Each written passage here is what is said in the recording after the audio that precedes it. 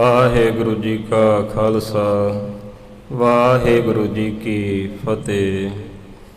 ਚਵਰ ਛਤਰ ਤਖਤ ਦੇ ਮਾਲਕ, ਰਾਜਾਨ ਰਾਜ, ਭਾਨਾਨ ਭਾਨ, ਦੇਵਾਨ ਦੇਵ, ਉਪਮਾ ਮਹਾਨ, 84 ਲੱਖ ਜੂਨਾਂ ਦੇ ਰੱਖਿਅਕ ਸਾਹਿਬ ਸ੍ਰੀ ਗੁਰੂ ਗ੍ਰੰਥ ਸਾਹਿਬ ਸੱਚੇ ਪਾਤਸ਼ਾਹ, ਜਿਨ੍ਹਾਂ ਨੇ ਅਪਾਰ ਰਹਿਮਤ ਕਿਰਪਾ ਕਰਕੇ ਸਾਨੂੰ ਸਤਿਸੰਗ ਦੀਆਂ ਸੁਭਾਗੀਆਂ ਘੜੀਆਂ ਬਖਸ਼ਿਸ਼ ਕੀਤੀਆਂ ਨੇ।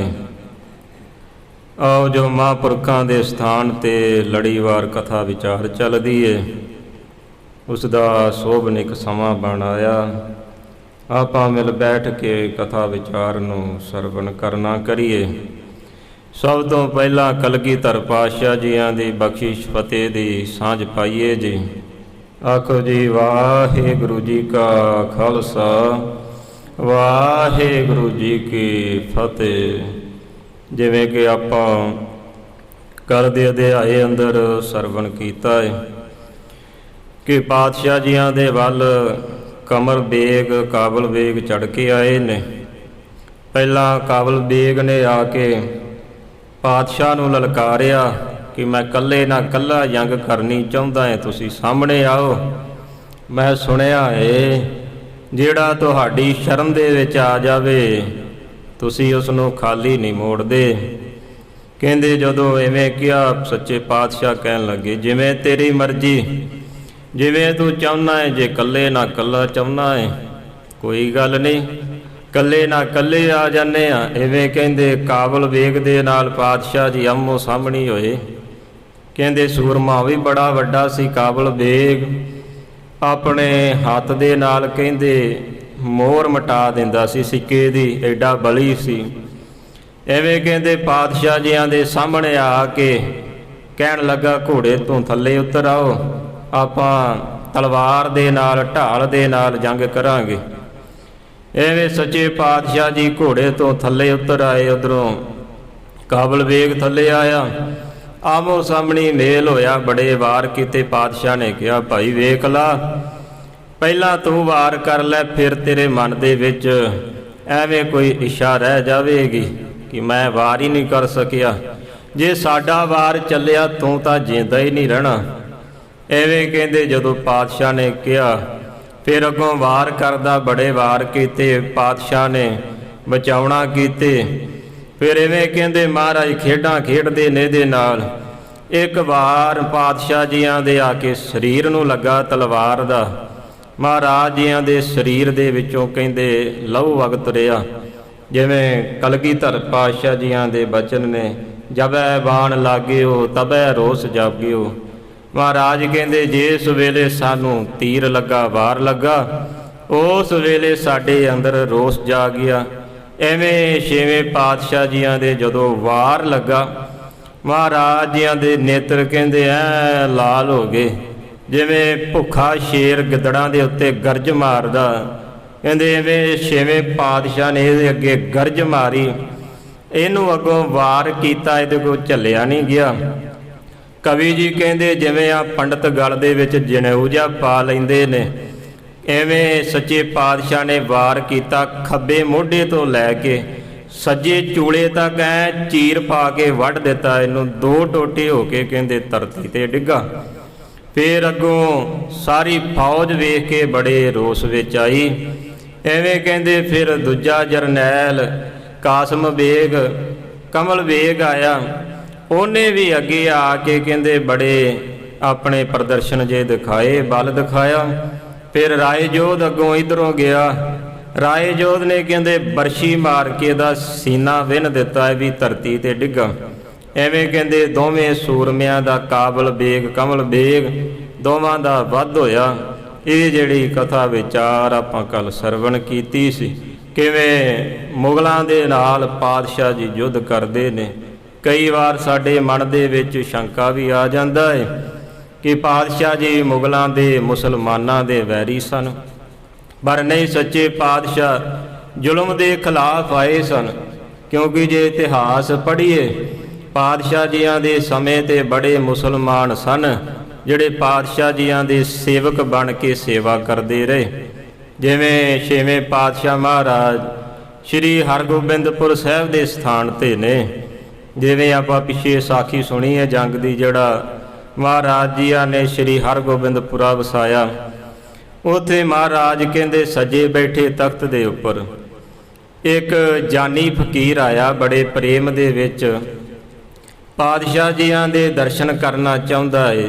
ਦਰ ਦੇ ਉੱਪਰ ਖੜਾ ਤੇ ਮੂੰਹ ਦੇ ਵਿੱਚੋਂ ਕਹਿੰਦੇ ਪੁਕਾਰਾਂ ਕਰਦਾ, ਜਾਨੀ ਕੋ ਜਾਨੀ ਮਿਲਾ ਦੋ, ਕਿ ਇਸ ਜਾਨੀ ਫਕੀਰ ਨੂੰ ਉਹ ਜਾਨੀ ਪਿਆਰਾ ਰੱਬ ਮਿਲਾ ਦੋ। ਇਵੇਂ ਪੁਕਾਰਾ ਕਰਦਾ। ਹੁਣ ਛੇਵੇਂ ਪਾਤਸ਼ਾਹ ਜੀ ਪਰਖ ਕਰਦੇ ਨੇ ਕਿ ਇਹਦੇ ਅੰਦਰ ਪ੍ਰੇਮ ਵੀ ਹੈ ਕਿ ਨਹੀਂ। ਇਵੇਂ ਪਾਤਸ਼ਾਹ ਜੀਆਂ ਨੇ ਇਹਦੇ ਵੱਲ ਵੇਖ ਕੇ ਜਦੋਂ ਇਹਨੇ ਪੁਕਾਰਾਂ ਕੀਤੀਆਂ, ਕਹਿੰਦੇ ਮਹਾਰਾਜ ਜੀਆਂ ਨੇ ਸਿੱਖਾਂ ਨੂੰ ਕਹਿ ਕੇ ਆਪਣੇ ਵਿੱਚ ਤੇ ਇਹਦੇ ਵਿੱਚ ਇੱਕ ਉੱਚੀ ਜੀ ਦੀਵਾਰ ਖੜੀ ਕਰ ਦਿੱਤੀ। ਮਹਾਰਾਜ ਪਰਖ ਕਰਦੇ ਨੇ। ਐਵੇਂ ਵੇਖ ਕੇ ਕਹਿੰਦੇ ਫਿਰ ਵੀ ਗਿਆ ਨਹੀਂ, ਉੱਥੇ ਖੜਾ ਹੀ ਪੁਕਾਰਾਂ ਕਰੀ ਜਾਵੇ ਫਿਰ ਕਿ ਜਾਨੀ ਕੋ ਜਾਨੀ ਮਿਲਾ ਦੋ। ਫਿਰ ਉਸ ਵੇਲੇ ਪਾਤਸ਼ਾਹ ਜੀਆਂ ਦੇ ਅੱਗੇ ਜਦੋਂ ਸਿੱਖਾਂ ਨੇ ਕਿਹਾ, ਪਾਤਸ਼ਾਹ ਫਕੀਰ ਬੜੀਆਂ ਧਾਹਾਂ ਮਾਰਦਾ ਏ, ਦਰਸ਼ਨ ਚਾਹੁੰਦਾ ਆਪ ਜੀਆਂ ਦੇ। ਉਸ ਵੇਲੇ ਸੱਚੇ ਪਾਤਸ਼ਾਹ ਜੀ ਕਹਿਣ ਲੱਗੇ, ਜੇ ਇੰਨਾ ਹੀ ਪ੍ਰੇਮ ਏ, ਇਹਨੂੰ ਕਹੋ ਸਾਹਮਣੇ ਦਰਿਆ ਵਗਦਾ ਏ, ਜਾ ਕੇ ਉਹਦੇ ਵਿੱਚ ਛਾਲ ਮਾਰ ਦਵੇ। ਕਹਿੰਦੇ ਜਦੋਂ ਜਾ ਕੇ ਸਿੱਖਾਂ ਨੇ ਦੱਸਿਆ ਕਿ ਫਕੀਰ ਜੀ ਪਾਤਸ਼ਾਹ ਐਵੇਂ ਕਹਿੰਦੇ ਨੇ, ਜੇ ਬਹੁਤਾ ਹੀ ਪ੍ਰੇਮ ਏ ਜਾ ਕੇ ਉਹ ਸਾਹਮਣੇ ਦਰਿਆ ਦੇ ਵਿੱਚ ਛਾਲ ਮਾਰ ਦਿਓ। ਕਹਿੰਦੇ ਜਦੋਂ ਇੰਨੀ ਗੱਲ ਨੂੰ ਸੁਣਿਆ, ਜਾਨੀ ਫਕੀਰ ਭੱਜਾ ਤੁਰਿਆ, ਦਰਿਆ ਦੇ ਵੱਲ ਨੂੰ ਭੱਜਾ ਜਾਂਦਾ। ਸਿੱਖਾਂ ਆ ਕੇ ਦੱਸਿਆ, ਸੱਚੇ ਪਾਤਸ਼ਾਹ ਜਿਹਦੇ ਬਾਰੇ ਤੁਸੀਂ ਕਿਹਾ ਸੀ ਕਿ ਦਰਿਆ ਦੇ ਵਿੱਚ ਛਾਲ ਮਾਰ ਦੋ, ਪਾਤਸ਼ਾਹ ਫਕੀਰ ਭੱਜਾ ਗਿਆ ਏ ਦਰਿਆ ਦੇ ਵੱਲ ਛਾਲ ਮਾਰਨ ਦੇ ਲਈ। ਐਵੇਂ ਜਦੋਂ ਗੱਲ ਸੁਣੀ ਪਾਤਸ਼ਾਹ ਨੇ, ਕਹਿਣ ਲੱਗੇ ਉਸੇ ਵੇਲੇ ਮਹਾਰਾਜ ਜੀਆਂ ਨੇ ਬਾਬਾ ਬਿਧੀ ਚੰਦ ਨੂੰ ਹੁਕਮ ਕੀਤਾ, ਬਾਬਾ ਬਿਧੀ ਚੰਦਾ ਜਾ ਛੇਤੀ ਨਾ ਜਾ ਕੇ ਫਕੀਰ ਨੂੰ ਅੱਗੋਂ ਦੀ ਫੜਨਾ ਕਰ, ਇਹ ਪ੍ਰੇਮ ਦੇ ਵਿੱਚ ਭੇਜਾ, ਇਹ ਛਾਲ ਮਾਰ ਕੇ ਮਰ ਜਾਵੇਗਾ। ਐਵੇਂ ਕਹਿੰਦੇ ਜਦੋਂ ਬਾਬਾ ਬਿਧੀ ਚੰਦ ਜੀ ਗਏ ਅੱਗੋਂ ਦੀ, ਜਾ ਕੇ ਬਾਬਾ ਬਿਧੀ ਚੰਦ ਜੀਆਂ ਨੇ ਫਕੀਰ ਅਜੇ ਛਾਲ ਹੀ ਮਾਰਨ ਲੱਗਾ ਸੀ, ਕਹਿੰਦੇ ਜਾ ਕੇ ਬਾਬਾ ਜੀਆਂ ਨੇ ਜੱਫੀ ਦੇ ਨਾਲ ਕਲਾਵੇ ਦੇ ਵਿੱਚ ਲੈ ਕੇ ਫੜ ਲਿਆ। ਲਿਆ ਕਰਕੇ ਪਾਤਸ਼ਾਹ ਜੀਆਂ ਦੇ ਅੱਗੇ ਆਇਆ। ਬਾਬਾ ਬਿਧੀ ਚੰਦ ਕੋਲ ਖੜੇ ਨੇ, ਜਾਨੀ ਫਕੀਰ ਕੋਲ ਖੜਿਆ। ਪਾਤਸ਼ਾਹ ਜੀਆਂ ਨੇ ਵੇਖਿਆ ਅੰਦਰ ਪ੍ਰੇਮ ਵਿਰਾਗ ਨੂੰ ਵੇਖ ਕੇ ਪਾਤਸ਼ਾਹ ਜੀਆਂ ਨੇ ਕਹਿੰਦੇ ਛਾਤੀ ਦੇ ਨਾਲ ਲਾ ਲਿਆ। ਫਕੀਰ ਦੇ ਅੱਖਾਂ ਦੇ ਵਿੱਚੋਂ ਅਥਰੂ ਵਗੀ ਜਾਣ, ਚਰਨਾਂ ਤੇ ਡਿੱਗਾ। ਮਹਾਰਾਜ ਕਹਿਣ ਲੱਗੇ, ਫਕੀਰ ਜੀ ਇੰਨਾ ਪ੍ਰੇਮ ਨੂੰ ਵੇਖ ਕੇ ਭੱਜੇ ਤੁਰੇ ਗਏ ਤੁਸੀਂ। ਕਹਿੰਦੇ ਉਸ ਵੇਲੇ ਮਹਾਰਾਜ ਕਹਿਣ ਲੱਗੇ, ਫਕੀਰ ਜੀ ਮੰਗੋ ਕੀ ਮੰਗਦੇ ਹੋ, ਤੁਹਾਡੇ ਉੱਪਰ ਸਾਡੀ ਬੜੀ ਖੁਸ਼ੀ ਏ। ਉਸ ਵੇਲੇ ਫਕੀਰ ਕਹਿਣ ਲੱਗਾ, ਪਾਤਸ਼ਾਹ ਤੁਹਾਡੀ ਬਸ ਚਰਨਾਂ ਦੀ ਧੂੜ ਮੰਗਦਾ ਆ, ਸੇਵਾ ਮੰਗਦਾ ਆ। ਉਸ ਵੇਲੇ ਕਹਿੰਦੇ ਫੜ ਕੇ ਪਾਤਸ਼ਾਹ ਨੇ ਜਦੋਂ ਛਾਤੀ ਦੇ ਨਾਲ ਲਾਇਆ, ਬ੍ਰਹਮ ਗਿਆਨ ਦੀਆਂ ਦਾਤਾਂ ਦੇ ਕਰਕੇ ਨਿਹਾਲ ਕੀਤਾ। ਇਸ ਲਈ ਪਾਤਸ਼ਾਹ ਜੀਆਂ ਦਾ ਵੈਰ ਮੁਸਲਮਾਨਾਂ ਦੇ ਨਾਲ ਨਹੀਂ, ਕੇਵਲ ਪਾਤਸ਼ਾਹ ਜੀਆਂ ਦਾ ਵੈਰ ਇਹ ਜ਼ੁਲਮ ਦੇ ਖਿਲਾਫ ਲੜਦੇ ਨੇ। ਮਹਾਰਾਜ ਕਿਸੇ ਦੇ ਨਾਲ ਮਹਾਰਾਜ ਜੀਆਂ ਦੀ ਜੰਗ ਐਵੇਂ ਜਰ ਜੋਰੂ ਜ਼ਮੀਨ ਬਦਲੇ ਨਹੀਂ ਹੋਈ। ਜਿਵੇਂ ਬੜੇ ਬੜੇ ਅਵਤਾਰ ਆਏ, ਕੋਈ ਇਸਤਰੀ ਪਿੱਛੇ ਲੜਦਾ ਰਿਹਾ, ਕੋਈ ਪੈਸਿਆਂ ਪਿੱਛੇ ਲੜਦਾ ਰਿਹਾ, ਪਰ ਜਦੋਂ ਸੱਚੇ ਪਾਤਸ਼ਾਹ ਜੀਆਂ ਦਾ ਸਮਾਂ ਆਇਆ, ਮਹਾਰਾਜ ਕੇਵਲ ਜ਼ੁਲਮ ਦੇ ਖਿਲਾਫ ਲੜਦੇ ਰਹੇ। ਨਾ ਤਾਂ ਜੋਰੂ ਦੇ ਖਿਲਾਫ ਲੜੇ, ਨਾ ਧਨ ਦੇ ਖਿਲਾਫ ਲੜੇ ਨੇ। ਇਸ ਲਈ ਮਹਾਰਾਜ ਜੀਆਂ ਦਾ ਵੈਰ ਜ਼ੁਲਮ ਦੇ ਖਿਲਾਫ ਹੈ, ਮੁਸਲਮਾਨਾਂ ਦੇ ਖਿਲਾਫ ਨਹੀਂ। ਐਵੇਂ ਮਹਾਰਾਜ ਆ ਜਿਹੜੇ ਮੁਗਲ ਚੜ੍ਹਾਈ ਕਰਕੇ ਆਏ ਨੇ, ਇਹਨਾਂ ਦੇ ਨਾਲ ਪਾਤਸ਼ਾਹ ਜੀਆਂ ਦਾ ਘਮਸਾਣ ਦਾ ਯੁੱਧ ਮਚਿਆ ਪਿਆ ਹੈ। ਜਿਹੜੀ ਵਾਰਤਾ ਆਪਾਂ ਸਰਵਣ ਕਰਦੇ ਆ ਰਹੇ ਹਾਂ, ਆਓ ਅੱਗੇ ਕਿਵੇਂ ਇਹਨਾਂ ਦਾ ਤੀਸਰਾ ਜਰਨੈਲ ਕਾਸਮ ਬੇਗ ਪਾਤਸ਼ਾਹ ਜੀਆਂ ਦੇ ਵੱਲ ਨੂੰ ਆਉਂਦਾ, ਅੱਗੋਂ ਬਾਬਾ ਬਿਧੀ ਚੰਦ ਵਰਗੇ ਸੂਰਮੇ ਆਏ, ਇਹਦਾ ਕਿਵੇਂ ਵੱਧ ਕਰਦੇ ਨੇ, ਉਹ ਕਥਾ ਵਿਚਾਰ ਨੂੰ ਆਪਾਂ ਮਿਲ ਬੈਠ ਕੇ ਸਰਵਣ ਕਰੀਏ ਜੀ। ਆਖੋ ਜੀ ਸਤਨਾਮ ਸ੍ਰੀ ਵਾਹਿਗੁਰੂ ਸਾਹਿਬ ਜੀ।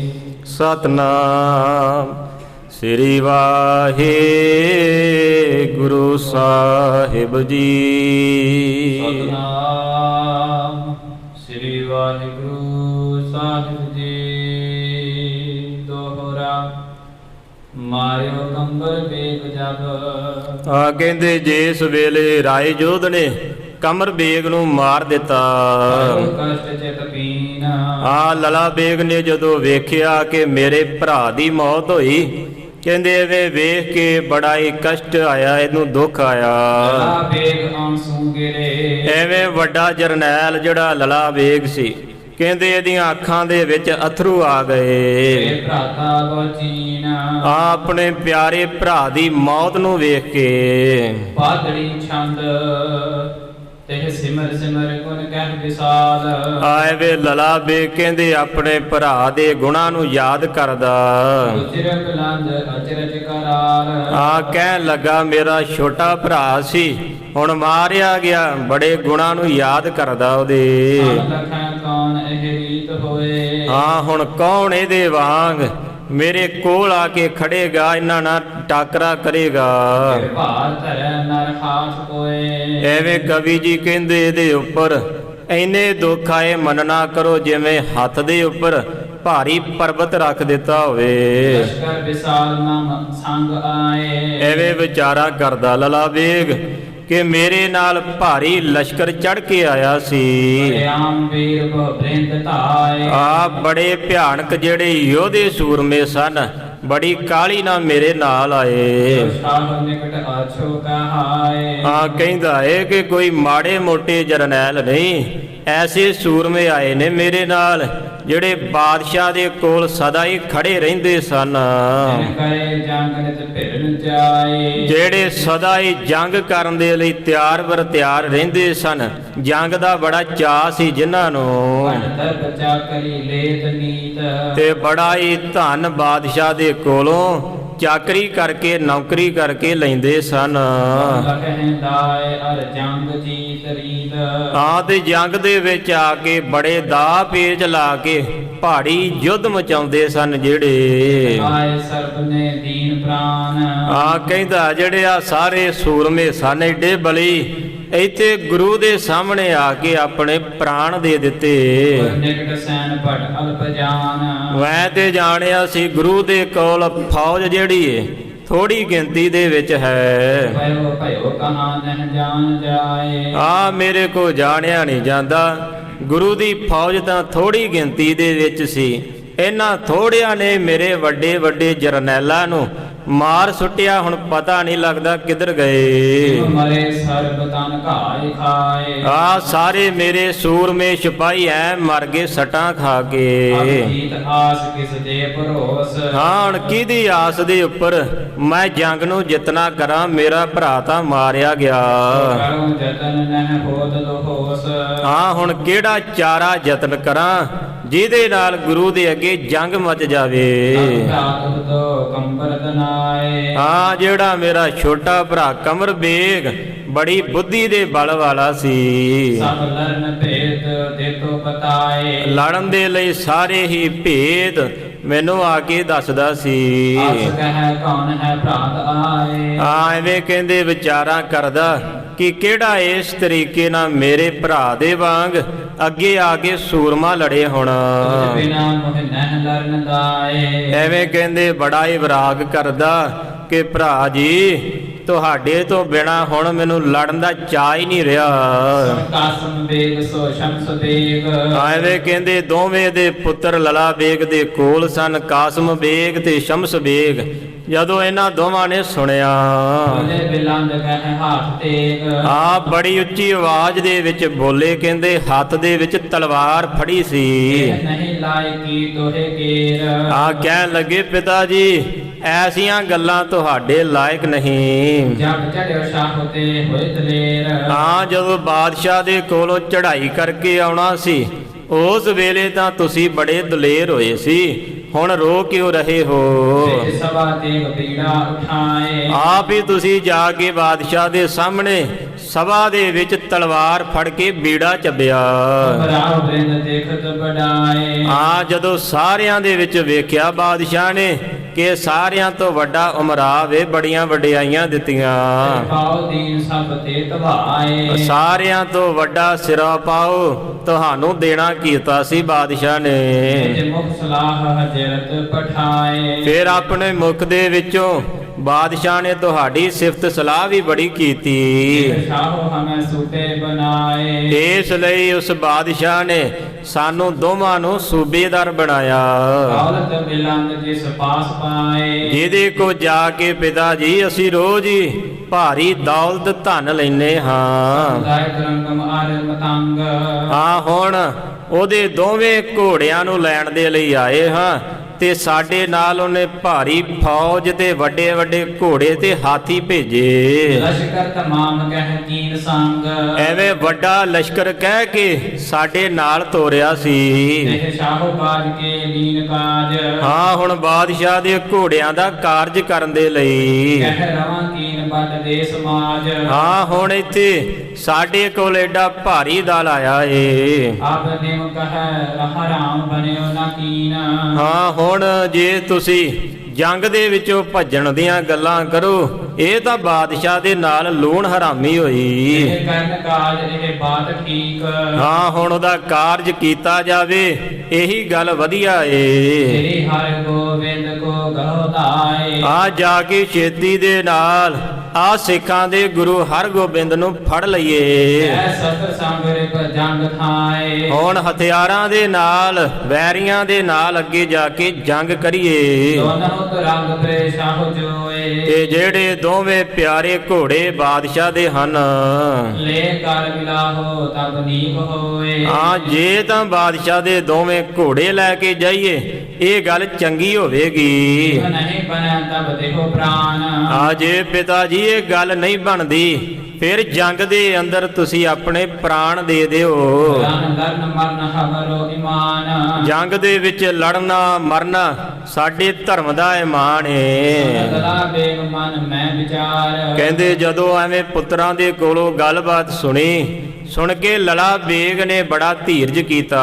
ਇਸ ਸਮੇਂ ਮਿਨਹੁ ਆਛੀ ਉਚਾਰ। ਕਹਿਣ ਲੱਗੇ ਇਸ ਸਮੇਂ ਤੁਸੀਂ ਚੰਗੀ ਗੱਲ ਕਹੀ। ਹੱਥ ਮਰੋ ਆਪ ਕਹਿ ਲੈਹੋ ਮਾਰ। ਜਾਂ ਤਾਂ ਪਿਤਾ ਜੀ ਇਸ ਸਮੇਂ ਇਹਨਾਂ ਨੂੰ ਮਾਰ ਦਿਓ ਤੇ ਮਾਰ ਕੇ ਘੋੜੇ ਲੈ ਜਾਵੋ, ਨਹੀਂ ਤਾਂ ਫਿਰ ਆਪਣੇ ਆਪ ਦੀ ਮੌਤ ਕਰਾ ਲਿਓ।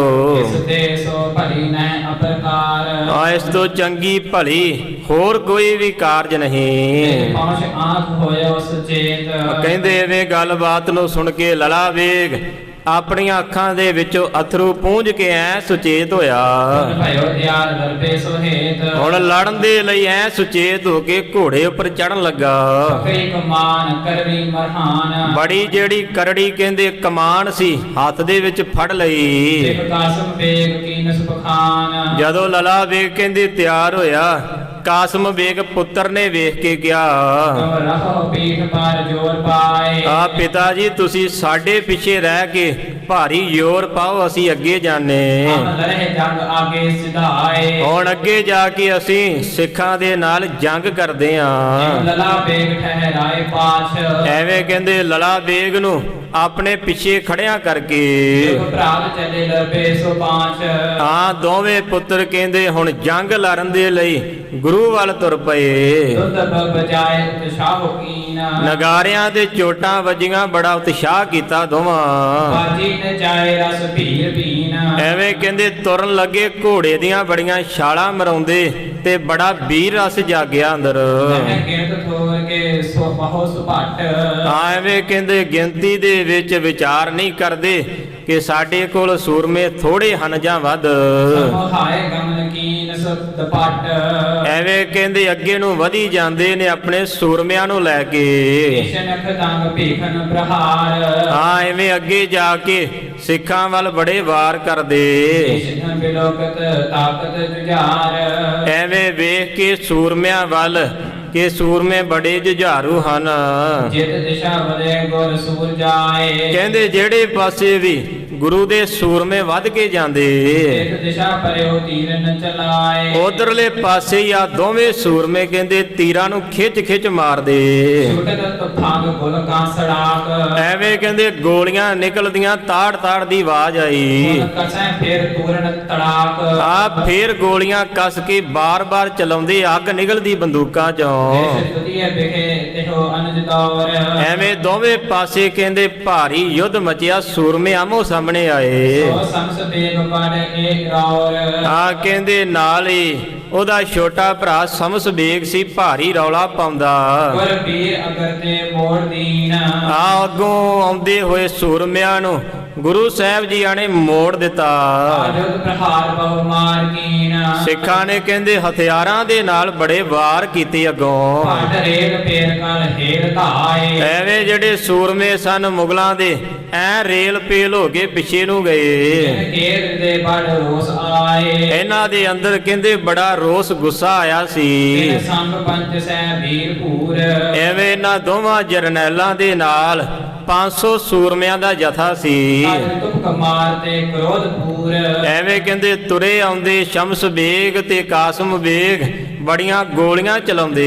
ਨਿਜ ਹਾਰ ਜਾਨ ਬਲ ਕਰ ਵਿਸਾਲ। ਆਪਣੀ ਹਾਰ ਨੂੰ ਜਾਣ ਕੇ ਬੜਾ ਬਲ ਲਾਇਆ ਇਹਨਾਂ। ਭਟ ਹਾਲ ਚਾਲ ਮੇਲੀ ਕਰਾਲ। ਐਵੇਂ ਕਹਿੰਦੇ ਆਉਂਦਿਆਂ ਸਾਰੀ ਐ ਮੈਦਾਨ ਦੇ ਅੰਦਰ ਹਲਚਲ ਮਚੀ। ਬਹੁ ਕਰ ਉਤਾਰ ਬਾਰੂਦ ਡਾਲ। ਐਵੇਂ ਬਾਰ-ਬਾਰ ਕਰਕੇ ਤੋਪਾਂ ਦੇ ਅੰਦਰ ਬੰਦੂਕਾਂ ਅੰਦਰ ਬਰੂਦ ਪਾਉਂਦੇ। ਬਲ ਕੋ ਸੰਭਾਲ ਗੱਜ ਕੋ ਨਿਕਾਲ। ਐਵੇਂ ਬਲ ਨੂੰ ਸੰਭਾਲ ਕੇ ਗੱਜ ਬਾਹਰ ਕੱਢਦੇ ਗੋਲੀ ਦੇ। ਸੁਲਤਾਨ ਠੋਕ ਜੁਗ ਪਾਏ ਕੋਏ। ਐਵੇਂ 2 ਗੋਲੀਆਂ ਠੋਕ ਕੇ ਬੰਦੂਕ 'ਚ ਪਾਈਆਂ। ਆਰੀਦ ਪ੍ਰੀਤਾ ਮੇਰ ਸੋਏ। ਆ ਕਹਿੰਦੇ ਐਵੇਂ ਅੱਗ ਲਾਉਣ ਦੇ ਲਈ ਪਲੀਤੇ ਦੇ ਕੋਲ ਕੀਤਾ। ਤੋੜਾ ਸੋ ਤੋੜ ਤੋੜਾ ਸੋ ਮੋੜ ਜੋੜੈ ਚੜਾਏ। ਐਵੇਂ ਤੋੜੇ ਨੂੰ ਮੋੜ ਕੇ ਪਲੀਤੇ ਦੇ ਕੋਲ ਕਰ ਦਿੱਤਾ। ਤਰ ਦਸਤਰਵਾ ਤਤ ਛਿਨ ਚਲਾਏ। ਉਸੇ ਤਰੀਕੇ ਦੇ ਨਾਲ ਕਹਿੰਦੇ ਫੇਰ ਵਾਰ ਕਰ ਗਏ। ਬੇਅੰਤ ਪ੍ਰੀਤਾ ਬਾਰ ਬਾਰ। ਫੇਰ ਕਹਿੰਦੇ ਜਿਹੜਾ ਫੀਤਾ ਸੀ ਤੋਪਾਂ ਦਾ ਵਾਰ-ਵਾਰ ਧੁਖਿਆ। ਬਮੇਅੰਤ ਹੁਦਾਸਨ ਹੱਦ ਜੁਝਾਰ। ਐ ਕਹਿੰਦੇ ਜਦੋਂ ਚੱਲਿਆ ਐ ਅੱਗ ਕੱਢਦਾ ਆਪਣੇ ਵਿੱਚੋਂ। ਬੇਅੰਤ ਜਵਾਲ ਸੁਨੇਅੰਤ ਨਾਦ। ਬੜੀ ਅੱਗ ਦਿਸਦੀ ਸਾਰੇ ਪਾਸੇ, ਬੜਾ ਨਾਦ ਸ਼ੋਰ ਮਚਿਆ। ਗੰਤ ਦੀਨ ਤੜ ਤਾਨ ਬਾਦ। ਐ ਕਹਿੰਦੇ ਆਵਾਜ਼ ਆਈ, ਤਾੜ ਤਾੜ ਦੀ ਆਵਾਜ਼ ਗੂੰਜਦੀ। ਬੇਅੰਤ ਅੰਗ ਘੁਮਯੰਤ ਵੀਰ। ਜਿਹਦੇ ਵੀ ਸਰੀਰ ਨੂੰ ਲੱਗਾ ਸੂਰਮੇ ਘੁੰਮ ਕੇ ਡਿੱਗੇ ਥੱਲੇ। ਬੇਅੰਤ ਭੂਮ ਝੂਮ ਸੋ ਧੀਰ। ਐਵੇਂ ਧੀਰਜਵਾਨ ਸੂਰਮੇ ਕਹਿੰਦੇ ਘੁੰਮ ਕੇ ਧਰਤੀ ਦੇ ਉੱਪਰ ਜਾ ਡਿੱਗੇ। ਬੇਅੰਤ ਗਿਰੇ ਭਜਯੰਤ ਬਾਜ। ਆ ਕੁਝ ਤਾਂ ਕਹਿੰਦੇ ਡਿੱਗੇ ਜਦੋਂ ਇਹਨਾਂ ਉੱਪਰ ਆ ਕੇ ਘੋੜੇ ਚੜਦੇ। ਭਜਯੰਤ ਪ੍ਰਾਣ ਨਿਜ ਸਵਾਮ ਕਾਜ। ਘੋੜਿਆਂ ਦੇ ਪੌੜਾਂ ਦੇ ਨਾਲ ਆਪਣੇ ਪ੍ਰਾਣਾਂ ਨੂੰ ਛੱਡ ਦਿੰਦੇ। ਜਹ ਕਹਿ ਪੁਕਾਰ ਉੱਚੇ ਉਚਾਰ। ਆ ਜਿੱਥੇ ਕਿੱਥੇ ਵੀ ਉੱਚੀ ਆਵਾਜ਼ਾਂ ਆਉਂਦੀਆਂ ਮਰਨ ਦੀਆਂ। ਸੁਰ ਲੋਕ ਜਾਤ ਸੰਮੁਖ ਜੁਝਾਰ। ਕਹਿੰਦੇ ਜਿਹੜੇ ਸਾਹਮਣੇ ਨੱਚਦੇ ਸਨ, ਸਾਹਮਣੇ ਲੜਦੇ ਸਨ, ਐਸੇ ਸੂਰਮੇ ਕਹਿੰਦੇ ਸਵਰਗ ਲੋਕ ਨੂੰ ਗਏ। ਤਨ ਦੇਵ ਬਦੁ ਹੁਲ ਸੰਤ ਆਏ। ਆ ਇਸ ਤਰੀਕੇ ਨਾਲ ਕਹਿੰਦੇ ਦੇਵਤਿਆਂ ਦੀਆਂ ਬਧੂਆਂ ਆਈਆਂ, ਆ ਕੇ ਇਹਨਾਂ ਨੂੰ ਵਰਨਾ ਚਾਹੁੰਦੀਆਂ। ਕੇਸਰ ਸਨੇਹ ਨਿਜ ਸਿਰ ਚੜਾਏ। ਆਪਣੇ ਸਿਰ ਤੇ ਕਹਿੰਦੇ ਕੇਸਰ ਤੇ ਤੇਲ ਚੜਾਇਆ ਇਹਨਾਂ। ਪਟ ਬਰਹਿ ਆਨ ਜੋ ਦੇਤ ਪ੍ਰਾਨ। ਆ ਕੇ ਕਹਿੰਦੇ ਹੁਣ ਜਿਹੜੀਆਂ ਦੇਵਤਿਆਂ ਦੀਆਂ ਘਰ ਵਾਲੀਆਂ ਨੇ ਸੂਰਮਿਆਂ ਨੂੰ ਵਰਨਾ ਚਾਹੁੰਦੀਆਂ। ਬੇਟੀ ਚੜਾਏ ਸੁੰਦਰ ਵਿਮਾਨ। ਫਿਰ ਲੈ ਕੇ ਸੂਰਮਿਆਂ ਨੂੰ ਸੁੰਦਰ ਵਿਮਾਨਾਂ ਤੇ ਚਾੜ ਲਿਆ ਇਹਨਾਂ। ਸਭ ਕਰੰਦ ਨਿਜ ਵਿਆਹ ਜਾਨ। ਐਵੇਂ ਆਪਣੇ ਵਿਆਹ ਨੂੰ ਜਾਣ ਕੇ ਬੜਾ ਉਤਸਵ ਕਰਦੀਆਂ। ਕੀ ਸੋ ਵੀਰ ਮੁਦ ਮਾਨ ਮਾਨ। ਐਵੇਂ ਸੂਰਮਿਆਂ ਦੇ ਨਾਲ ਮਿਲ ਕੇ ਕਹਿੰਦੇ ਬੜਾ ਆਨੰਦ ਮਾਣਦੇ। ਮਚਿਓ ਜੰਗ ਧਾਰਨ ਕਨੇਰ। ਐਵੇਂ ਕਹਿੰਦੇ ਭਾਰੀ ਜੰਗ ਮਚਿਆ ਪਿਆ। ਮਿਲ ਗਏ ਬਦਨ ਭਾ ਅਦਿ ਭੇਰ। ਆ ਕੇ ਸੂਰਮਿਆਂ ਨੇ ਇੱਕ ਦੂਜਿਆਂ ਦੇ ਨਾਲ ਮਿਲਣਾ ਕੀਤਾ, ਸਰੀਰ ਨਾਲ ਹੋਏ। ਚਮਕੰਤ ਖੜਕ ਤਲਕੰਤ ਢਾਲ। ਕਿਸੇ ਦੇ ਹੱਥ ਦੇ ਵਿੱਚ ਕਹਿੰਦੇ ਢਾਲਾ ਖੜਕਦਾ, ਕਿਸੇ ਦੇ ਹੱਥ ਵਿੱਚ ਖੰਡਾ ਚਮਕਦਾ। ਬੇਅੰਤ ਅੰਗ ਉਸ਼ਲੰਤ ਛਾਲ। ਐਵੇਂ ਜਦੋਂ ਤਲਵਾਰਾਂ ਦੇ ਵਾਰ ਚੱਲੇ ਸੂਰਮਿਆਂ ਦੇ ਅੰਗ ਵੱਢੇ ਗਏ ਤਾਂ ਨੂੰ ਉਛਲਦੇ। ਜਯੰਤ ਚਾਂਪਤ ਜਯੰਤ ਤੀਰ। ਆ ਕੋਈ ਸੂਰਮਾ ਹੱਥ ਦੇ ਵਿੱਚ ਕਮਾਨ ਨੂੰ ਫੜ ਕੇ ਐ ਤੰਦੀ ਨੂੰ ਕੰਨ ਤੱਕ ਖਿੱਚਦਾ। ਭਜੰਤ ਘਾਵ ਭਜੰਤ ਭੀਰ। ਆ ਤੀਰ ਜਾ ਕੇ ਕਹਿੰਦੇ ਸੂਰਮਿਆਂ ਨੂੰ ਜਦੋਂ ਲੱਗਾ ਐ ਸਰੀਰ ਪਾੜ ਕੇ ਅੱਗੇ ਲੰਘਾ। ਭਜੰਤ ਰੌਰ ਭਗਵੰਤ ਭੀਰ। ਐਵੇਂ ਭਾਰੀ ਰੌਲਾ ਮਚ ਗਿਆ ਸੂਰਮਿਆਂ ਦੇ ਅੰਦਰ। ਭਜੰਤ ਸ੍ਰਵਣ ਸੂਰਨ ਬੇ ਸਰੀਰ। ਸੂਰਮਿਆਂ ਦੇ ਸਰੀਰਾਂ ਦੇ ਵਿੱਚੋਂ ਫੱਟ ਲੱਗਣ ਕਰਕੇ ਬੜਾ ਲਹੂ ਵਗਦਾ। ਅਪਰਾਧ ਏਵ ਜਬ ਕੀਨ ਜੰਗ। ਐਵੇਂ ਕਵੀ ਜੀ ਕਹਿੰਦੇ ਦੋਵੇਂ ਭਰਾਵਾਂ ਨੇ ਜਦੋਂ ਆ ਕੇ ਭਾਰੀ ਜੰਗ ਕੀਤਾ। ਤਬ ਵਿਧੀ ਜੰਗ ਬੜ ਕੋਪ ਸੰਗ। ਐਵੇਂ ਫਿਰ ਬਹਾਦਰ ਬਾਬਾ ਬਿਧੀ ਚੰਦ ਨੇ ਜਦੋਂ ਵੇਖਿਆ ਕਹਿੰਦੇ ਬਾਬਾ ਜੀ ਬੜੇ ਵੀਰ ਰਸ ਅੰਦਰ ਆਏ। ਤਬ ਕਰਮ ਹੁਕਮ ਇਨ ਸਮੁਖ ਜਾਓ। ਹੱਥ ਜੋੜੇ ਸੱਚੇ ਪਾਤਸ਼ਾਹ ਅੱਗੇ ਆ ਕੇ ਕਹਿਣ ਲੱਗੇ ਸੱਚੇ ਪਾਤਸ਼ਾਹ ਮੈਨੂੰ ਹੁਣ ਆਗਿਆ ਦਿਓ ਜਾ ਕੇ ਜੰਗ ਦੇ ਵਿੱਚ ਮੈਂ ਵੀ ਲੜਾਂ। ਹਥਿਆਰ ਮਾਰ ਗਲ ਬ੍ਰਿੰਦ ਘਾਓ। ਆ ਐਵੇਂ ਹਥਿਆਰਾਂ ਨੂੰ ਚਲਾ ਕੇ ਵੈਰੀਆਂ ਨੂੰ ਮੈਂ ਨੁਕਸਾਨ ਕਰਾਂ। ਗੁਰ ਕਹਿਓ ਮਲਕ ਜਾਤੀ ਜੇ ਪਿਪਰ। ਆ ਉਸ ਵੇਲੇ ਪਾਤਸ਼ਾਹ ਨੇ ਕਿਹਾ ਜਿਹੜਾ ਮਲਕ ਜਾਤੀ ਬ੍ਰਾਹਮਣ ਨਾਲ ਸੀ। ਇਸ ਲਿਹੋ ਸੰਗ ਹੱਥ ਦੇਹੋ ਛਿਪਰ। ਬਾਬਾ ਬਿਧੀ ਚੰਦ ਜੀਆਂ ਨੂੰ ਕਹਿਣ ਲੱਗੇ ਸੱਚੇ ਪਾਤਸ਼ਾਹ ਕਿ ਇਸ ਨੂੰ ਵੀ ਆਪਣੇ ਨਾਲ ਲੈ ਜਾਓ। ਕੁਛ ਰਹੇ ਅਲਪਰਨ ਅੰਤ ਆਏ। ਹਾਂ ਕਹਿੰਦੇ ਜਦੋਂ ਥੋੜੇ ਜੇ ਸੂਰਮੇ ਰਣ ਭੂਮੀ ਅੰਦਰ ਰਹਿ ਗਏ ਨਿਜ ਤਨ ਬਚਾਏ ਹੋਰੇ ਪੁਨ ਘਾਏ। ਹਾਂ ਤੇ ਜਾ ਕੇ ਆਪਣਾ ਸਰੀਰ ਬਚਾਇਓ ਤੇ ਵੈਰੀਆਂ ਦਾ ਨੁਕਸਾਨ ਕਰ ਜਾਇਓ। ਰਸਾਵਲ ਛੰਦ ਵਿਧੀ ਚੰਦ ਛੀਨਾ। ਐਵੇਂ ਕਹਿੰਦੇ ਬਾਬਾ ਬਿਧੀ ਚੰਦ ਗੁਰੂ ਦਾ ਸੀਨਾ। ਗੁਰੂ ਬਾਗ ਦੀਨਾ। ਐਵੇਂ ਗੁਰੂ ਸਾਹਿਬ ਜੀਆਂ ਦੇ ਕੋਲੋਂ ਹੁਕਮ ਲੈ ਕੇ ਜਿਨ ਸੰਗ ਕੀਨਾ। ਆ ਆਪਣੇ ਨਾਲ ਬ੍ਰਾਹਮਣ ਨੂੰ ਲੈ ਕੇ ਤੁਰਿਆ। ਮਨੋ ਦ੍ਰੋਣ ਚੀਨਾ। ਆ ਕਹਿੰਦੇ ਮਲਕ ਰਾਏ ਨੂੰ ਲੈ ਕੇ ਤੁਰਿਆ ਮਾਨੋ ਜਿਵੇਂ ਦਰੋਣਾਚਾਰੀਆ ਚੱਲਿਆ ਨਾਲ। ਜਿਉ ਧਾਏ ਐਸੇ। ਐਵੇਂ ਕਹਿੰਦੇ ਧਾਵਾ ਬੋਲ ਕੇ ਚੱਲ ਪਿਆ ਬਾਬਾ ਬਿਧੀ ਚੰਦ ਜਿਉ ਬਾਜ ਜੈਸੇ। ਜਿਵੇਂ ਕਹਿੰਦੇ ਬਾਜ ਛੁੱਟਿਆ ਹੋਵੇ ਪਿੰਜਰੇ ਵਿੱਚੋਂ। ਗੁਰੂ ਰੋਗ ਰਾਖਾ। ਪਹਿਲਾਂ ਤਾਂ ਗੁਰੂ ਨੇ ਰੋਕ ਕੇ ਰੱਖਿਆ ਸੀ ਇਨੀ ਜੰਗ ਅੰਦਰ। ਹੁਣ ਜਿਵੇਂ ਕਹਿੰਦੇ ਪਿੰਜਰੇ ਦੇ ਵਿੱਚੋਂ ਬਾਜ ਨਿਕਲਦਾ ਐਵੇਂ ਬਾਬਾ ਬਿਧੀ ਚੰਦ ਜੀ ਛੁੱਟ ਕੇ ਚੱਲੇ। ਨਹੀਂ ਬਾਕ ਨਾਖਾ। ਆ ਗੁਰੂ ਸਾਹਿਬ ਜੀਆਂ ਦਾ ਹੁਕਮ ਨਹੀਂ ਸੀ ਤੋੜਿਆ ਹੁਣ ਹੁਕਮ ਪਾ ਕੇ ਚੱਲੇ। ਅਬੈ ਦੀਨ ਆਗਿਆ। ਹੁਣ ਗੁਰੂ ਸਾਹਿਬ ਜੀਆਂ ਨੇ ਆਗਿਆ ਕੀਤੀ ਬਾਬਾ ਬਿਧੀ ਚੰਦ ਨੂੰ। ਰਸੰਗ ਵੀਰ ਪਾਗਿਆ। ਐਵੇਂ ਆਗਿਆ ਸੁਣ ਕੇ ਬਾਬਾ ਬਿਧੀ ਚੰਦ ਅੰਦਰ ਕਹਿੰਦੇ ਬੜਾ ਵੀਰ ਰਸ ਜਾਗਿਆ। ਕਥਾ ਸ਼ੇਰ ਛੋਰਾ। ਆ ਕਿਵੇਂ ਕਹਿੰਦੇ ਸ਼ੇਰ ਨੂੰ ਛੱਡਿਆ ਹੋਵੇ ਕਰੋ ਸਤਰ ਹੋਰਾ। ਐਵੇਂ ਸ਼ੇਰ ਕਹਿੰਦੇ ਵੈਰੀਆਂ ਵੱਲ ਭੱਜਾ ਗਿਆ। ਅਕੇ ਤੀਰ ਮਾਰੇ। ਵੇਖ ਕੇ ਵੈਰੀਆਂ ਨੂੰ ਤੱਕ ਤੱਕ ਕੇ ਬਾਬਾ ਬਿਧੀ ਚੰਦ ਤੀਰ ਛੱਡਦੇ। ਏ ਫੋਰ ਪਾਰੇ। ਆ ਬੜੇ ਗੁੱਸੇ ਨਾਲ ਅੱਗੇ ਵਧੇ। ਚਲਿਓ ਵੀਰ ਜੇਠਾ। ਉਸੇ ਵੇਲੇ ਕਹਿੰਦੇ ਨਾਲ ਭਾਈ ਜੇਠਾ ਵੀ ਚੱਲਿਆ ਗੁਰੂ ਸਿੱਖ ਜੇਠਾ। ਜਿਹੜਾ ਗੁਰੂ ਸਾਹਿਬ ਜੀਆਂ ਦਾ ਵੱਡਾ ਸ੍ਰੇਸ਼ਟ ਸਿੱਖ ਸੀ। ਤਿਨੈ ਤੀਨ ਧਾਏ। ਐਵੇਂ ਕਹਿੰਦੇ ਤਿੰਨੇ ਸੂਰਮੇ ਬਾਬਾ ਬਿਧੀ ਚੰਦ ਜੀ ਭਾਈ ਮਲਕ ਤੇ ਭਾਈ ਜੇਠਾ ਜੀ ਤਿੰਨੇ ਸੂਰਮੇ ਚੱਲੇ। ਉਦੈ ਪਲਾਏ। ਆ ਵੈਰੀਆਂ ਨੂੰ ਭਾਜੜਾਂ ਪਾ ਦਿੱਤੀਆਂ। ਬੜੀ ਧੂਮ ਭਾਰੀ। ਬੜੀ ਭਾਰੀ ਯੁੱਧ ਮਚਾਇਆ ਧੂਮ ਪਾ ਦਿੱਤੀ। ਤੈ ਬ੍ਰਿੰਦ ਮਾਰੀ। ਬੜੇ ਵੈਰੀ ਮਾਰ ਦਿੱਤੇ ਨਾ ਤੈ ਸੈਨ ਹਾਲੀ। ਕਹਿੰਦੇ ਸਾਰੀ ਸੈਨਾ ਨੂੰ ਹਿਲਾ ਦਿੱਤਾ ਇਹਨਾਂ ਜਾਂਦਿਆਂ ਹੀ। ਅਕੇਲਾ ਸੁਝਾਲੀ। ਕਿਸੇ ਨੇ ਵੀ ਬਾਬਾ ਬਿਧੀ ਚੰਦ ਦਾ ਹੱਲਾ ਨਹੀਂ ਚੱਲਿਆ। ਕਈ ਪੀੜ ਚਾਲੇ। ਐਵੇਂ ਸਾਰੇ ਵੈਰੀ ਕਹਿੰਦੇ ਪਿੱਛੇ ਨੂੰ ਭੱਜੇ। ਨਹੀਂ ਕੋ ਸੰਭਾਲੇ। ਕੋਈ ਵੀ ਬਾਬਾ ਜੀਆਂ ਦਾ ਵਾਰ ਨਹੀਂ ਝੱਲਦਾ। ਦੋਹਰਾ ਆਇਓ ਕਾਸਮ ਬੇਗ ਤਪ। ਉਸ ਵੇਲੇ ਬਾਬਾ ਬਿਧੀ ਚੰਦ ਜੀ ਆਉਂਦਿਆਂ ਵੇਖ ਕੇ ਏਡਾ ਭਾਰੀ ਹੱਲਾ ਵੇਖ ਕੇ ਕਹਿੰਦੇ ਲਲਾ ਬੇਗ ਦਾ ਵੱਡਾ ਪੁੱਤਰ ਕਾਸਮ ਬੇਗ ਅੱਗੋਂ ਆਇਆ। ਬਿਧੀ ਚੰਦ ਕੇ ਤੀਰ। ਬਾਬਾ ਬਿਧੀ ਚੰਦ ਜੀਆਂ ਦੇ ਕੋਲ ਅਸੀਂ ਕਮਾਨ ਕਠੋਰ ਤੇ। ਆਪਣੀ ਜਿਹੜੀ ਕਠੋਰ ਸਖਤ ਕਮਾਨ ਸੀ ਇਹਨੇ ਕੱਸ ਲਈ। ਭੀਛਣ ਭੀਛਣ ਛੋਰ। ਬੜੇ ਤਿੱਖੇ ਤਿੱਖੇ ਤੀਰ ਛੱਡਦਾ ਕਾਸਮ ਬੇਗ। ਜਾਓ ਪਈ ਇੱਕ ਸਿੱਖ ਲੱਖੂ ਦੀਰਘ ਜਵਾਨ। ਉਸ ਵੇਲੇ ਇੱਕ ਸਿੱਖ ਜਿਹਦਾ ਨਾਮ ਲਖੂ ਸੀ ਬੜਾ ਬਲੀ ਸੀ। ਗੁਰ ਕੀ ਸੰਗ ਰਖੈ ਨਿਜ ਪਾਨ। ਆ ਸਦਾ ਹੀ ਗੁਰੂ ਸਾਹਿਬ ਜੀਆਂ ਦੇ ਕੋਲ ਰਹਿੰਦਾ। ਬੜੇ ਜੁਦ ਚਾਹਤ ਗੁਰ ਜਪੈ। ਆ ਕਹਿੰਦੇ ਪਾਤਸ਼ਾਹ ਜੀਆਂ ਦੇ ਕੋਲ ਰਹਿੰਦਾ ਸੀ ਤੇ ਜਿਹਦੇ ਨਾਲ ਪਾਤਸ਼ਾਹ ਜੀ ਜਿਹੜੇ ਬਰਸ਼ੇ ਨਾਲ ਜੰਗ ਕਰਦੇ ਉਹ ਬਰਸ਼ਾ ਇਹਦੇ ਕੋਲ ਰਹਿੰਦਾ ਸੀ ਸਦਾ ਹੀ। ਇਕ ਸੰਭਾਰ ਨਿਕਟ ਹੋਏ ਤਪੈ। ਤੇ ਜਦੋਂ ਪਾਤਸ਼ਾਹ ਜੀ ਜੰਗ ਦੇ ਵਿੱਚ ਬਰਸ਼ਾ ਮੰਗਦੇ ਇਹ ਸਿੱਖ ਬਰਸ਼ਾ ਫੜਾਉਂਦਾ ਸੀ ਅੱਗੋਂ। ਤਿਨ ਕਰ ਕ੍ਰੋਧ ਧਵਾਏ ਤੁਰੰਗ। ਉਸ ਵੇਲੇ ਕਹਿੰਦੇ ਇਸ ਲਖੂ ਸਿੱਖ ਨੇ ਕ੍ਰੋਧ ਦੇ ਵਿੱਚ ਆ ਕੇ ਬਰਛਾ ਆਪਣੇ ਹੱਥ ਵਿੱਚ ਫੜ ਕੇ ਘੋੜੇ ਨੂੰ ਗਾਂਹ ਤੋਰਿਆ।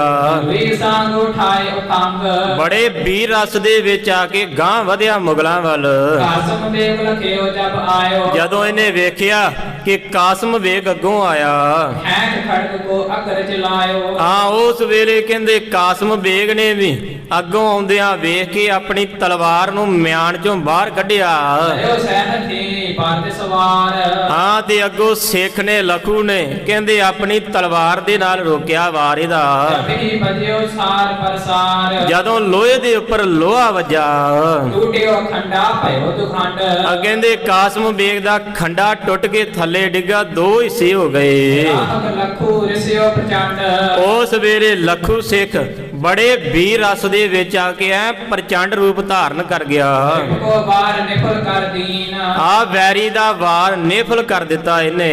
ਆਦੇ ਸੰਗ ਪ੍ਰਹਾਰਨ ਕੀਨ ਉਸ ਵੇਲੇ ਕਹਿੰਦੇ ਬਰਛੀ ਦੇ ਨਾਲ ਵਾਰ ਕੀਤਾ। ਫਿਰ ਲਗ ਛਾਤੀ ਮਨ ਭੀਧਿਓ ਸਾਰੋ ਐਵੇਂ ਕਾਸਮ ਬੇਗ ਦੀ ਕਹਿੰਦੇ ਛਾਤੀ ਦੇ ਵਿੱਚ ਵੱਜਾ, ਐ ਛਾਤੀ ਨੂੰ ਪਰੋ ਕੇ ਪਾਰ ਲੰਘ ਗਿਆ।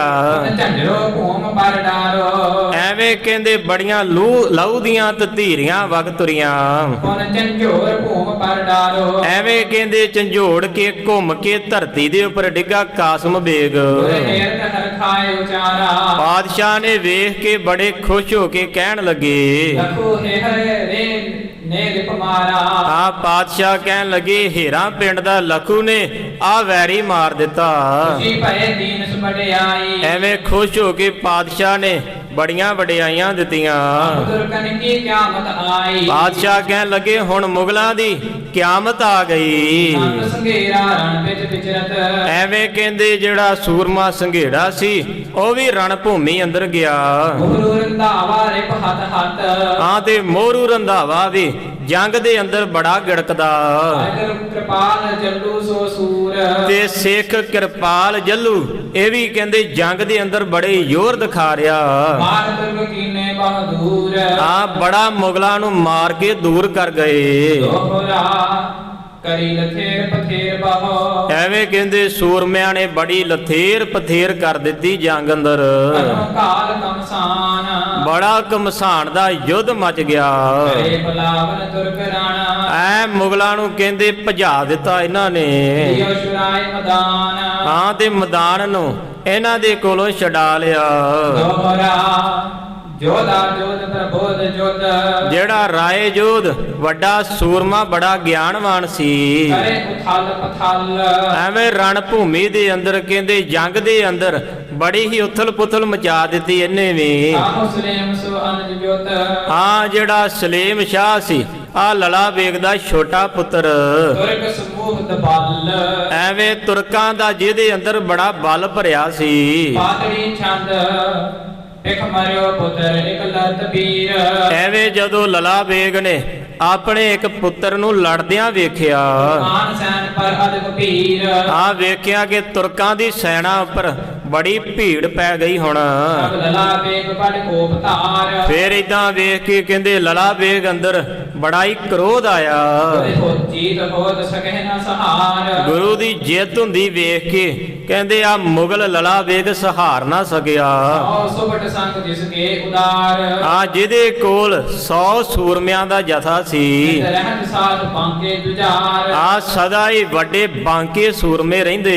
ਫਿਰ ਖਾਨ ਪਾਨ ਜਿਨ ਸੋ ਕਰੰਤ ਜਿਨ੍ਹਾਂ ਦੇ ਨਾਲ ਮਿਲ ਕੇ ਨਿਤ ਹੀ ਖਾਣ ਪਾਣ ਕਰਦਾ। ਸਤੇ ਵਿਲਾਸ ਆਨੰਦ ਕਰੰਤ ਕਹਿੰਦੇ ਜਿਹੜੇ ਸੂਰਮਿਆਂ ਦੇ ਨਾਲ ਨਿਤ ਹੀ ਮਿਲ ਕੇ ਬੜਾ ਹਲਾਸ ਬਿਲਾਸ ਤੇ ਆਨੰਦ ਕਰਦਾ। ਅੰਤ ਜੰਗ ਮਹਿ ਪ੍ਰਥਮ ਜਾਨ ਪਹਿਲਾਂ ਜੰਗ ਦੇ ਵਿੱਚ ਆਉਂਦਿਆਂ ਸਾਰੇ ਸੂਰਮਿਆਂ ਦੇ ਨੇ ਗਿਣਤੀ ਕੀਤੀ ਸੀ। ਲਖਨ ਸ਼ਸਤਰ ਵਿਦਿਆ ਮਹਾਨ ਕਹਿੰਦੇ ਜਾਣਦਾ ਸੀ ਲਲਾ ਬੇਗ ਕਿ ਸੂਰਮੇ ਸਾਰੇ ਹੀ ਹਥਿਆਰ ਚਲਾਉਣ ਦੇ ਵਿੱਚ ਬੜੇ ਮਹਾਨ ਨੇ। ਜਿਨ ਸੰਗ ਬਾਰਨੀ ਪਾਨ ਕੀਨ ਜਿਨ੍ਹਾਂ ਦੇ ਨਾਲ ਮਿਲ ਕੇ ਕਹਿੰਦੇ ਲਲਾ ਬੇਗ ਨੇਤੀ ਸ਼ਰਾਬ ਪੀਂਦਾ। ਅਲੰਕਾਰ ਧਾਰੇ ਪ੍ਰਵੀਨ ਜਿਨ੍ਹਾਂ ਦੇ ਸਰੀਰਾਂ ਉੱਪਰ ਬੜੇ ਭਾਰੀ ਗਹਿਣੇ ਸਜੇ ਰਹਿੰਦੇ। ਮੁਲ ਮੁਗਲ ਢੀਕ ਤੀਲ ਗੋਰੇ ਦਰਾਜ। ਆਏ ਜਿਹੜੇ ਸਾਰੇ ਮੁਗਲ ਪਾਤਸ਼ਾਹਾਂ ਦੇ ਵੱਲ ਚੜ ਕੇ ਆਏ ਸਨ ਬਲੀ। ਮੁੰਡ ਮੁੰਡ ਮੁੰਡ ਮੁਖ ਮਾਸ ਖਾਜ। ਆ ਸਿਰ ਇਹਨਾਂ ਦੇ ਲਾਹ ਦਿੱਤੇ ਸਾਰਿਆਂ ਦੇ ਜਿਹੜੇ ਮਾਸ ਖਾਂਦੇ ਸੀ। ਬਹੁ ਮੋਲ ਬਸਤਰ ਉਪਰ ਤੁਰੰਤ। ਆ ਕਹਿੰਦੇ ਆ ਜਿਹੜੇ ਮੁਗਲ ਬੜੇ ਭਾਰੀ ਮੁੱਲ ਦੇ ਬਸਤਰ ਆਪਣੇ ਸਰੀਰ ਤੇ ਧਾਰਨ ਕਰਦੇ। ਕਹਿ ਕਹਿ ਕਮਾਨ ਧਾਇ ਤੁਰੰਤ। ਆਪਣੇ ਹੱਥ 'ਚ ਕਮਾਨਾ ਫੜ ਕੇ ਬੜੇ ਤੀਰ ਛੱਡਦੇ ਸਨ। ਆਨੰਦ ਸਾਲ ਕੇਤਕ ਪਠਾਨ। ਆ ਜਿਹੜੇ ਪਠਾਨ ਬੜੇ ਬਲੀ ਚੜ ਕੇ ਆਏ। ਨਿਜ ਰਖੇ ਆਨ ਸਭ ਤੇ ਮਹਾਨ। ਆਪਣੇ ਕੋਲ ਰੱਖਦਾ ਸੀ ਲਲਾ ਬੇਗ ਇਹਨਾਂ ਪਠਾਨਾਂ ਨੂੰ ਕਿ ਇਹ ਬੜੇ ਬਲੀ ਹਨ। ਜਿਨ ਮਹਿ ਬਹਾਦਰੀ ਕਹਿ ਬਿਲੰਦ। ਆ ਕਵੀ ਜੀ ਕਹਿੰਦੇ ਪਠਾਨਾਂ ਦੀ ਕੀ ਗੱਲ ਕਰੀਏ, ਇਹਨਾਂ ਅੰਦਰ ਬੜੀ ਬਹਾਦਰੀ ਭਰੀ ਹੋਈ ਸੀ। ਚੰਚਲ ਰੰਗ ਚਾਲਤ ਅਮੰਦ। ਆਪ ਘੋੜਿਆਂ ਦੇ ਉੱਪਰ ਚੜ ਕੇ ਬੜੀ ਤੇਜ਼ੀ ਨਾਲ ਚੱਲਦੇ ਜਿਹੜੇ। ਲਲਾ ਬੇਗਲੇ ਸੰਗ ਬੇਗ। ਆ ਲਲਾ ਵੇਗ ਇਹਨਾਂ ਤੋਂ ਦੂਰ ਹੋ ਗਿਆ, ਹੁਣ ਚੱਲਣ ਲੱਗਾ। ਪਰਿਓ ਜੰਗ ਕਹਿ ਤੇਜ ਤੇਗ। ਐਵੇਂ ਲਲਾ ਵੇਗ ਕਹਿੰਦੇ ਜੰਗ ਵੱਲ ਨੂੰ ਆਪ ਚੱਲਣ ਲੱਗਾ ਭਾਰੀ ਤੇਜ਼ੀ ਨਾਲ। ਪਰਿਓ ਪੁੱਤਰ ਕੋ ਹੱਥ ਸਰੀਰ। ਜਿਹੜੀ ਜਗ੍ਹਾ ਤੇ ਇਹਦੇ ਵੱਡੇ ਪੁੱਤਰ ਦਾ ਸਰੀਰ ਪਿਆ ਸੀ ਮਰਿਆ। ਵਾਰ ਪਹੁੰਚੇ ਜਨ ਸਰੀਰ। ਆ ਇੱਕ ਵਾਰ ਕਹਿੰਦੇ ਉਸ ਦੇ ਕੋਲ ਪਹੁੰਚਣਾ ਕਰਦਾ। ਮੁਖ ਤੰਦ ਤੀਰ ਤੋਮਰ ਉਭਾਰ। ਐਵੇਂ ਕੋਲ ਆ ਕੇ ਕਹਿੰਦੇ ਆਪਣੇ ਪੁੱਤਰ ਦਾ ਮੁਖ ਵੇਖਿਆ। ਅਨੰਤ ਅਗਰ ਕਹਿ ਮਾਰ ਮਾਰ। ਐਵੇਂ ਕਹਿੰਦੇ ਫਿਰ ਲਲਾ ਬੇਗ ਆਪਣੇ ਪੁੱਤਰ ਦਾ ਮੂੰਹ ਵੇਖ ਕੇ ਅੱਗੇ ਨੂੰ ਵੱਧਦਾ ਕਹਿੰਦੇ ਮਾਰੋ ਮਾਰ ਕਰਕੇ ਗਿਆ। ਜਹਾਰ ਜਾਨ ਕੋ ਰਿਸਤ ਵੀਰ। ਆਪਣੀ ਹਾਰ ਨੂੰ ਜਾਣ ਕੇ ਕਹਿੰਦੇ ਬੜਾ ਵੀਰ ਰਸ ਦੇ ਵਿੱਚ ਆਇਆ ਜਦੋਂ ਆਪਣੇ ਪੁੱਤਰ ਦੀਆਂ ਲੋਥਾਂ ਦੇ ਵੱਲ ਵੇਖਿਆ। ਇੱਕ ਪਾਸੇ ਐਸਾ ਮੁਗਲ ਲਲਾ ਵੇਗ, ਦੂਜੇ ਪਾਸੇ ਕਲਗੀਧਰ ਪਿਤਾ ਕਹਿੰਦੇ ਆਪਣੇ ਸਾਹਮਣੇ ਪੁੱਤਰਾਂ ਦੀਆਂ ਲਾਸ਼ਾਂ ਵੇਖ ਕੇ ਉਸੇ ਤਰ੍ਹਾਂ ਛੱਡ ਕੇ ਗਏ ਸਨ। ਇਹਨਾਂ ਫਰਕੇ ਸੂਰਮਿਆਂ ਦੇ ਵਿੱਚ ਜਦੋਂ ਕਲਗੀਧਰ ਪਾਤਸ਼ਾਹ ਜੀ ਚਮਕੌਰ ਦੀ ਗੜੀ ਦੇ ਵਿੱਚ ਨੇ, ਉਸ ਵੇਲੇ ਬਾਬਾ ਅਜੀਤ ਸਿੰਘ ਨੇ ਕਿਹਾ ਪਿਤਾ ਜੀ ਆਗਿਆ ਦੇਵੋ ਰਣ ਭੂਮੀ ਅੰਦਰ ਜਾਵਾਂ।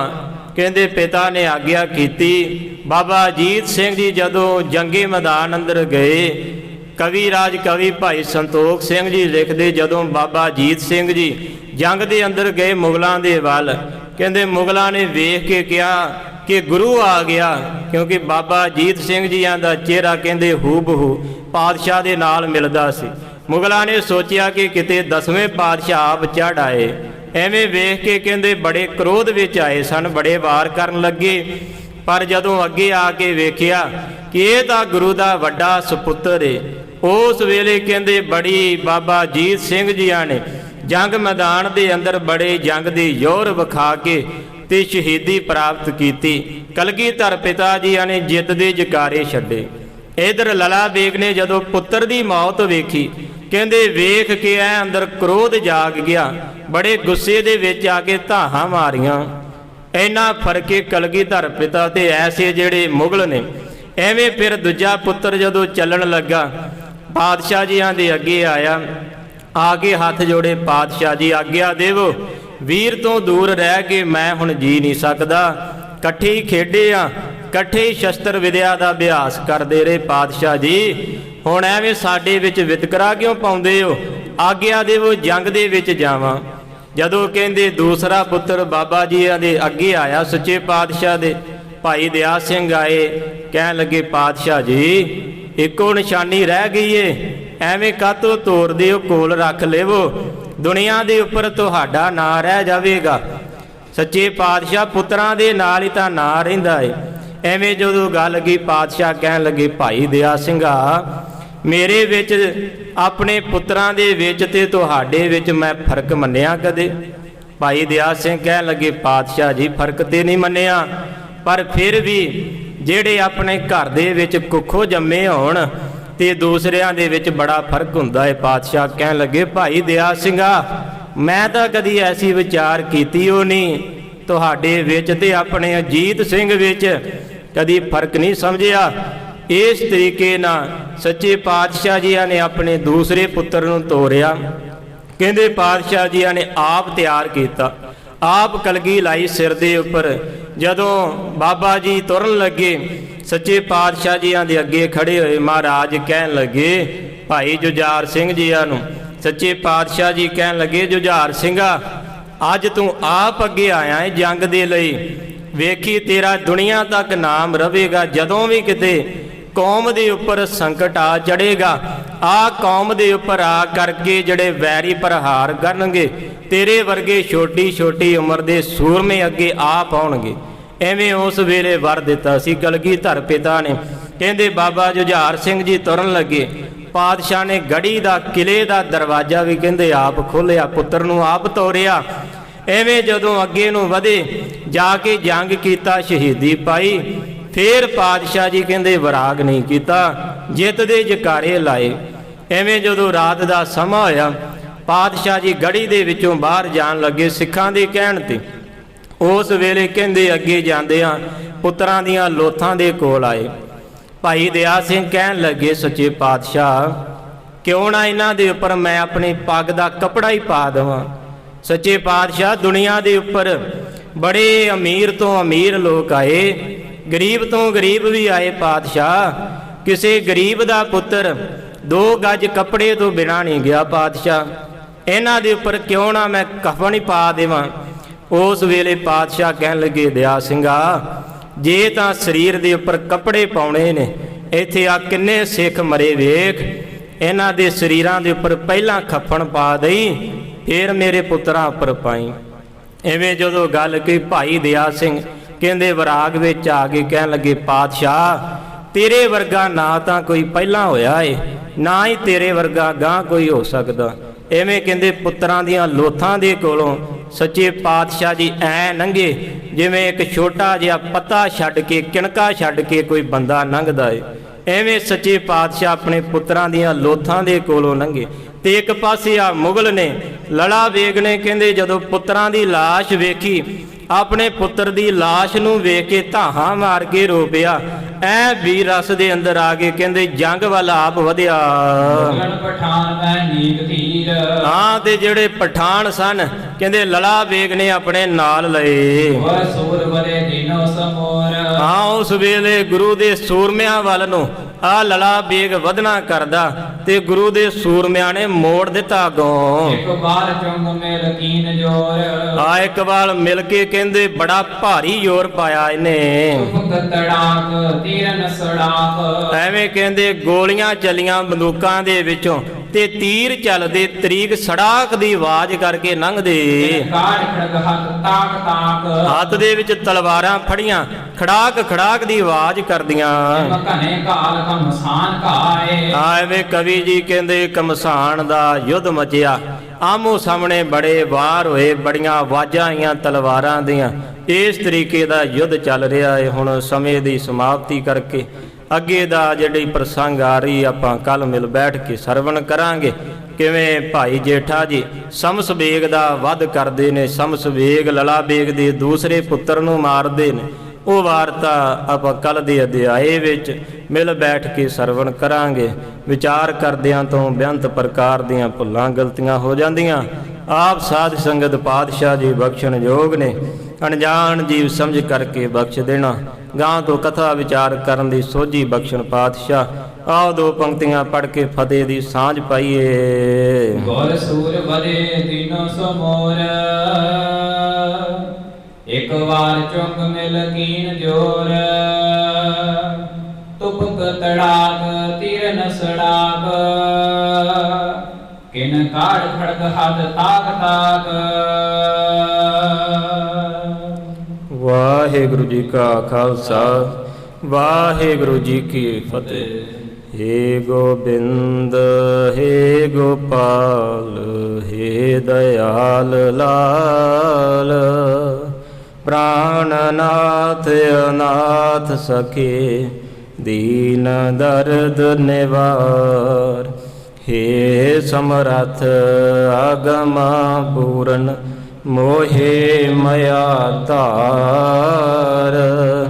ਅੰਧਕੂਪ ਮਹਾਪਿਆਨ ਨਾਨਕ ਪਾਰ ਉਤਾਰ।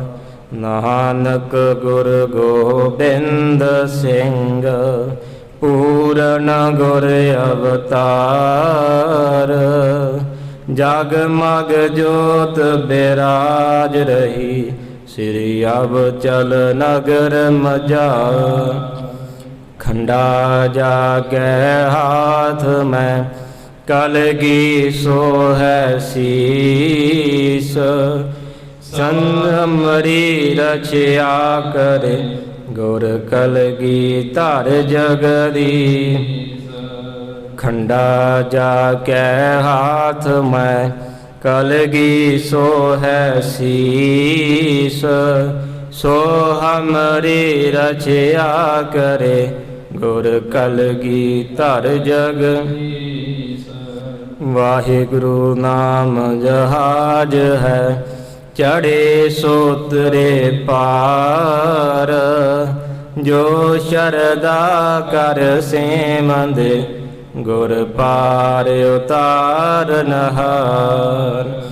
जो शरदा कर सेमंद, गुर पार उतारनहार। वाहिगुरु जी का खालसा, वाहिगुरु जी की फतेह।